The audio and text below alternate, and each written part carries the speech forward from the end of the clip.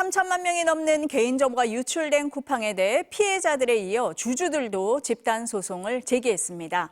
개인정보 유출 사태를 미국 증권 당국에 제때 알리지 않아 피해를 봤다는 건데요. 오늘 이슈 플러스에서는 이 문제부터 짚어보겠습니다. 김성훈 변호사, 문소영 기자와 함께하겠습니다. 어서 오세요. 안녕하세요. 문 기자, 먼저 쿠팡 미국 증시에 상장이 돼 있잖아요. 주주들이 소송을 낸 겁니까? 네, 그렇습니다. 예. 쿠팡 법인과 김범석 쿠팡 INC 의장 등 주요 경영진을 상대로 증권법 위반 혐의 소송을 제기한 건데요. 소장에 따르면 쿠팡이 대규모 개인정보 유출 사고를 인지하고도 미국 증권거래위원회에 제때 공시를 하지 않아 투자자에게 손해를 입혔다고 밝혔습니다. 쿠팡이 지난달 18일 유출 사실을 확인했으면서도 나흘 이내에 공시해야 할 법적 의무를 지키지 않고 한 달 가까이 지난 16일에야 공시를 했다는 겁니다. 쿠팡 주가는 정보 유출 사태가 알려지기 직전인 11월 27일 종가가 28.16달러였는데 지난 19일에는 23.20달러로 약 18% 하락을 했습니다. 소송을 주도하는 로펌 측은 지난 8월 6일부터 12월 16일까지 쿠팡 증권을 매수한 투자자들을 상대로 내년 2월 17일까지 소송 참여를 받기로 했고요. 현재 여러 로펌에서 쿠팡 주주들을 대상으로 소송 참가자들을 모집하고 있어서 규모는 더 늘어날 걸로 보입니다. 지난주 국회에서 쿠팡 청문회 있었잖아요. 네. 그때 쿠팡에서 얘기할 때는 미국 당국에 공시할 의무가 없다. 이렇게 얘기하지 않았습니까? 네, 그렇습니다. 네. 그래서 지난 17일 이제 국회에서 열린 청문회에 해럴드 로저스 임시 대표가 나왔는데요. 이번 유출 사고 같은 경우는 중대 사고가 아니어서 공시할 의무는 없었다고 말했습니다. 들어보겠습니다. Given the level of sensitivity of the data that was leaked in this incident, there was no requirement under U.S. law to make an SEC filing. 네, 하지만 소송 대리인 측은 이제 허위 진술 공표는 연방증권법 위반이라고 주장을 합니다. 쿠팡은 2024년 연차 보고서와 2025년 분기 보고서에서 사이버 보안 위험은 존재하지만 관리되고 있다고 반복해서 강조를 했는데 쿠팡 전직 직원이 6개월이나 고객 정보에 접근한 건 이미 사이버 침해가 진행 중이었던 만큼 투자자 오인을 유발을 했다는 거고요. 이 때문에 경영진이 법적 조사 대상이 될 위험이 크게 증가했고 특히 개인정보 유출을 알고 난 뒤에도 공시 규정을 어긴 건 문제라고 지적을 했습니다. 지금까지 알려진 건 이제 해외 서버를 통한 비인가 접근이 지난 6월 24일부터 시작이 됐고 쿠팡이 이를 인지한 게 11월 18일이었습니다. 그런데 쿠팡이 미국 증권 당국에 공시를 제출한 게 지난 16일입니다. 그러니까 유출 사실을 파악을 하고도 약 한 달 뒤에 공시를 한 건데 이 시차가 앞으로 주요 쟁점이 될 걸로 보이고요. 또 미국 본사가 한국에서 벌어진 유출 사태를 어디까지 책임져야 하느냐를 놓고도 치열한 공방이 벌어질 걸로 예상됩니다. 미국에서는 이 비슷한 소송 사례가 꽤 있죠. 네, 그렇습니다. 예. 미국은 이제 투자자 보호에 한국보다 훨씬 엄격하기 때문에 법원이 주주들의 손을 들어준다면 배상액 규모가 이제 천문학적인 규모가 될 수도 있습니다. 비슷한 사례로 메타 전 현직 임원들이 페이스북에 이제 개인정보 침해를 방치해서 주주들에게 피해를 입혔다는 소송이 있었는데요. 이 소송은 지난 7월 합의가 됐는데 합의금은 1억 9천만 달러, 우리 돈으로 2,500억 원 가량 됐고요. 지난 2017년에 미국 신용평가기관인 에quifax라는 곳에서 1억 4천만 명의 개인정보가 유출된 뒤에 투자자들에게 위험을 충분히 알리지 않았다는 이유로 집단 소송이 제기됐었는데 이때는 우리 돈 약 2,207억 원의 합의금을 지불을 했습니다. 자, 변호사님, 이제 미국에 있는 쿠팡 주주들이 소송을 제기를 했습니다. 변호사님은 어디에 가장 주목하십니까? 이 소송에서? 네, 이제 이번 소송에서 이제 우리가 지난번에 얘기했던 거는 개인정보 유출에 관한 소송을 이제 제기를 했다라는 뉴스가 나왔었는데요. 그렇죠. 오늘 이제 이야기된 거는 투자자들의 어떤 피해에 대한 소송입니다.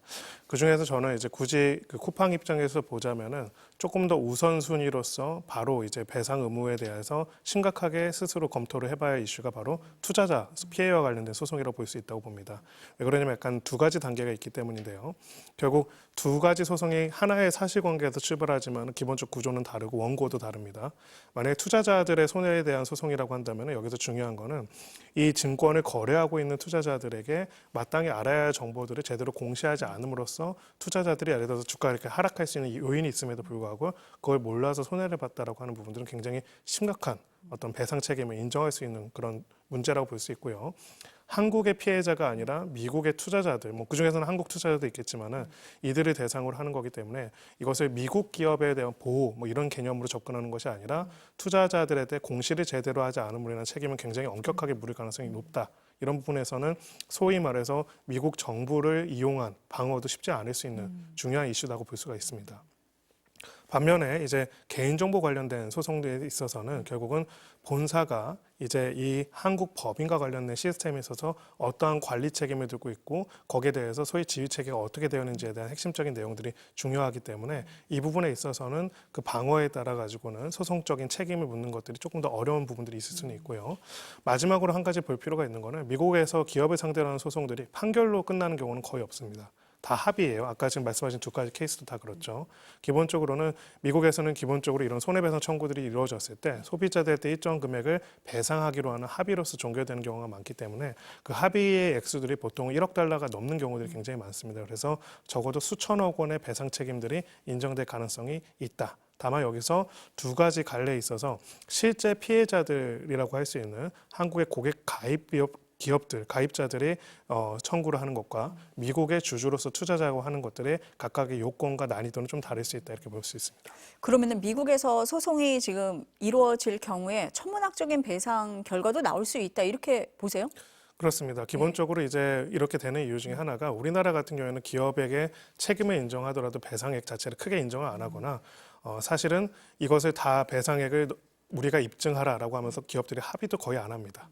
그래서 이것만 해도 몇 년이나 시간들이 걸리는 경우가 있는데요.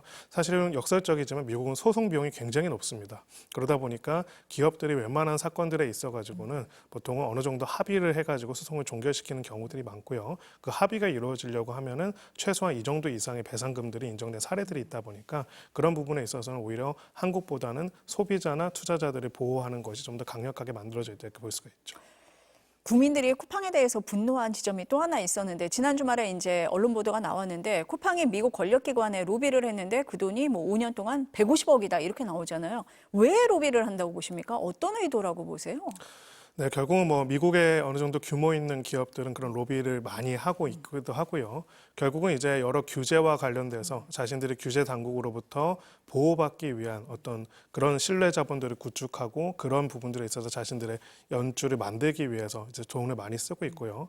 뭐 미국에 대해서 로비하는 것뿐만 아니라 한국에도 사실은 대관이라고 하죠. 그런 부분에 있어서 굉장히 많은 돈을 집행했다라고 보는데 결국은 이제 이 부분들이 이런 형태들이 로비가 이들이 가지고 당연히 부담해야 할 책임을 면피하게 만드는 것이 되는지를 관리 감독하고 확인해야 하는 것이 저희 민주주의 시스템과 사법 시스템이라고 생각합니다. 그런 부분에 있어서는 지금 각각의 투자자 피해든 아니면은 소비자 피해든 이 과정에 있어서 이런 로비를 통해서 막고자 하는 시도 혹은 그 로비가 뭐 어떻게 보면 부정한 청탁이라고 볼 수 있는 부분도 있겠죠.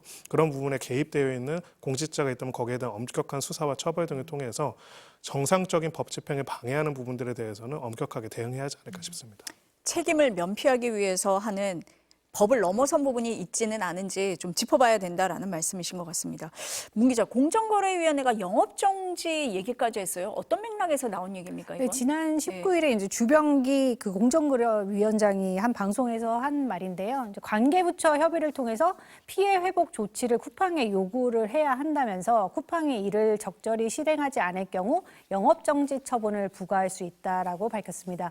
그 전자상거래법에 따르면 거래 과정에서 이제 소비자에 관한 정보가 도용이 돼서 재산상 손해가 발생했거나 발생할 우려가 있는 경우에 사업자는 피해 회복 등 이제 필요한 조처를 해야 한다고 되어 있는데요. 사업자가 시행 조치를 이행하지 않거나 또는 시정 조치만으로는 이제 피해 방지가 어렵다고 판단되는 경우 등에 최대 1년 범위에서 영업 정지를 부과를 할 수가 있습니다.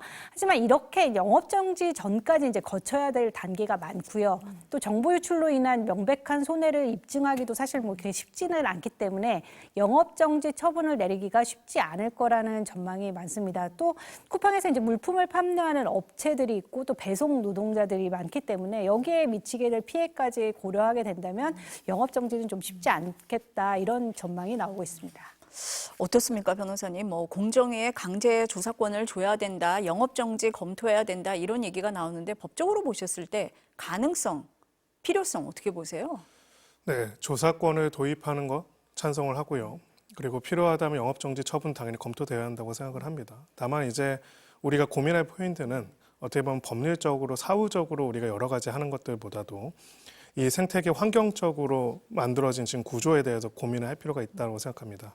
쿠팡이 영업 정지를 하고 쿠팡이 법적 책임을 져서 만약에 우리나라에서 더 이상 사업을 못하게 된다고 했을 경우에는 그렇다면은 우리가 가지고 있는 기존의 유통 체계나 유통망 속에서 소비자들이 더 좋은 선택을 할 수 있는 환경들이 조성이 되어 있는지, 공정거래법상 이제 공정거래위원회가 해야 하는 가장 큰 역할은 공정거래법 위반 사안에 대해서 조사를 하고 처분을 하는 것도 있지만은 사실은 이제 더 큰 정책적인 차원에서는 이런 형태의 굉장히 강력한 독과점이 어떻게 만들어졌는지 이 부분에 대해 가지고 우리가 산업정책적으로 어떻게 왜 대응을 못했는지를 고민해볼 필요가 있습니다. 즉 쿠팡 없는 세상이라고 하죠. 탈팡이라고도 하는데 쿠팡이 없는 세상에서 소비자 편익이 지켜지고 그리고 또 이 많은 연결되어 있는 유통이라는 것 사실 많은 소상공인들이 연결되어 있지 않습니까? 유통이 제대로 돌아갈 수 있는 구조들이 어느 순간 이제 존재하지 않거나 굉장히 미약하다는 걸 알게 된 부분들이 있고요. 지금 이제 강력한 조치들을 당연히 우리가 많이 할 수도 있겠지만은 사실은 이것만큼이나 중요한 것 중에 하나가 결국 이런 독과점적인 횡포 혹은 독과점적인 임의고 그 오만한 행태들을 마음대로 할 수 있는 환경들이 이미 만들어져 있다는 것에 대해서 심각한 검토가 필요하다고 생각합니다. 가령 마트 혹은 다른 온라인 커머스 각각의 이제 경쟁적인 대체자들이 더 많이 존재한다면은 감히 그렇게 할 수가 없겠죠. 하지만은 결국 그러지 못했던 환경들이 이렇게 독점적이고 어찌 보면 법 위에 군림하고자 하는 사실은 국민들을 능멸하려고 하는 그런 기업들의 횡포를 만든 것이 아닌가. 그 점에 있어서는 사실은 모든 것들이 좀 너무 늦지 않았나 하는 생각도 듭니다. 변호사님께서 늘 쿠팡이 국민들을 우습게 봐서 그런다 그런 말씀을 하셨는데 이게 뭐 총체적으로 뒤늦게 압박할 게 아니라 선제적인 조치를 먼저 마련해야 되는 거 아니냐 이런 맥락에서 말씀을 하시는 것 같습니다. 근데 그 쿠팡의 김범석 의장이 보니까요. 2020년에 발생한 노동자 사망에 대해서 과로사 은폐 지시를 한 정황도 드러났습니다. 이건 개인정보 유출하고 또 다른 얘기거든요. 이 부분에 대한 조치도 있어야 되는 거 아닙니까? 네, 당연히 그렇습니다. 네. 결국은 이제 지금 모든 여러 가지 법적 쟁점에 대해서 쿠팡 측에서 이야기할 가장 핵심적인 자신들의 반론은 그거는 한국 회사의 문제이고 모회사인 미국 법인이나 그 모회사의 창업자인 김범석 의장과는 관련이 없다. 이런 얘기들을 계속 반복하고 있고 앞으로도 반복할 겁니다. 그런데 거기서 굉장히 중요한 법적인 쟁점은 아니다. 그것이 아니라 실제로 그 파운더가 한국 법인에 관련된 주요 이슈에 대해서도 지휘 감독을 했고 지시를 했고 그 지시와 지휘 감독이 위법한 것으로서 형사적인 혹은 행정적인 책임을 질 부분들이 있다고 한다면은 그렇다면은 직접적으로 그 김 의장이 책임을 질 가능성이 있고요. 그렇기 때문에 이 부분에 있어서도 당시의 지시와 내용들이 어떻게 이루어졌는지 그리고 제일 중요한 거는 결국은 소송 과정에서 앞으로 디스커버리 제도라는 게 있거든요. 그래서 미국 본사와 한국 회사 간의 의사결정들이 어떻게 이루어졌고 실제로 어떤 문제에 대해서 누가 책임을 지도록 거버넌스가 형성되어 있는지에 대한 것들이 드러나게 될 것이고 그렇게 된다면 한국의 사법 시스템의 여러에 따른 책임을 피하기는 어려울 것이다 이렇게 생각합니다. 확실하게 책임을 져야 한다 이런 말씀으로 듣겠습니다.